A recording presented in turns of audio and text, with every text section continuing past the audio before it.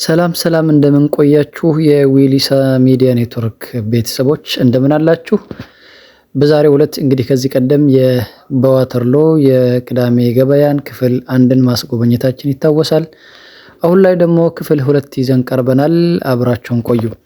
እንግዲህ እዚህ ጋር የምትመለከቱት በተለይ በቅዳሜ ገበያ ካስተዋልናቸው ነገሮች አንዱ የሆነው ሽቶ ወይም እንግዲህ ሁላችንም የምናውቀው ሽቶ በዚህ መልኩ በትናንሽ የሽቶ መያዣዎች እየተቀዳ ለሚፈልጉ ሰዎች በዚህ መልኩ በዚህ በገበያ ቀን ይሸጣል።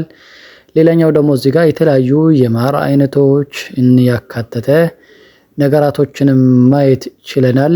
የተፈጨ ኬኮች፣ ለኬኮች የሚቀባ ኖርማል የምንጠቀመው አይነት ማሮችን ማየት ችለናል። ሌላው ደግሞ እዚህ የቤት ውስጥ እቃዎች እነዚህንም የተለያዩ ሸክላ የሆኑ ለቤት ውስጥ ጌጣጌጥ የሚያገለግሉ ነገሮችን የተመለከትንበት ሁኔታም አለ።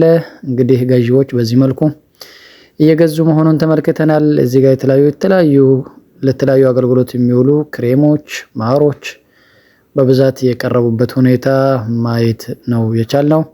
ሌላው እዚህ ጋር የምትመለከቱት ሻማ ነው። እንግዲህ ሻማ በየቅርጹ በተለያየ ደስ በሚያማምሩ ቅርጾች ሻማዎች ተሰርተው ነው ማየት የቻልነው። እኛ አካባቢ በኖርማል ነው ሻማን የምናውቀው። እዚህ ጋር ግን በጣም ደስ በሚል መልኩ። ሌላኛው ደግሞ እንግዲህ የሀገሬ ማር ትዝ ያስባለኝ። እዚህ ማር በየሳይዙ ይሸጣል። ዋጋቸው ግን ትንሽ ወደድ ይላል። ቢሆንም ግን በየሳይዙ ነጭ ማር፣ እንደዚሁም ቀይ ማር፣ እንደዚሁም የጫካ ማር፣ የምን ማር እያሉ በተለያየ አይነት ነው ያቀረቡት። እንደ ፍላጎታችሁ ማርንም ከዚሁ ላይ ማግኘት የምትችሉበት አይነት ነገር መመልከት ችለናል በዚህ በቅዳሜ ገበያ።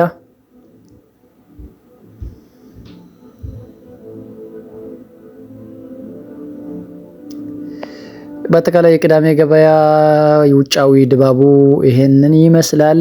ሌላው ደግሞ እዚህ ጋር ሸንኮራ አገዳ እንግዲህ የሀገራችን የሚመስል አይነት ሸንኮራ አገዳ ገበሬዎችም ለገበያ ይዘው የቀረቡበት ሁኔታን መመልከት ችለናል።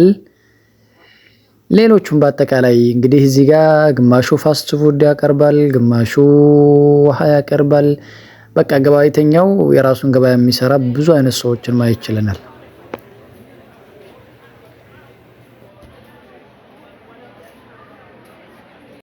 ቤተሰቦች በዋተርሎ በቅዳሜ ገበያ አስመልክቶ ያቀረብንላችሁ ክፍል 2 በዚህ ይጠናቀቃል።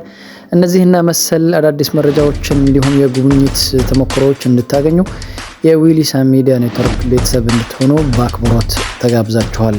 እናመሰግናለን።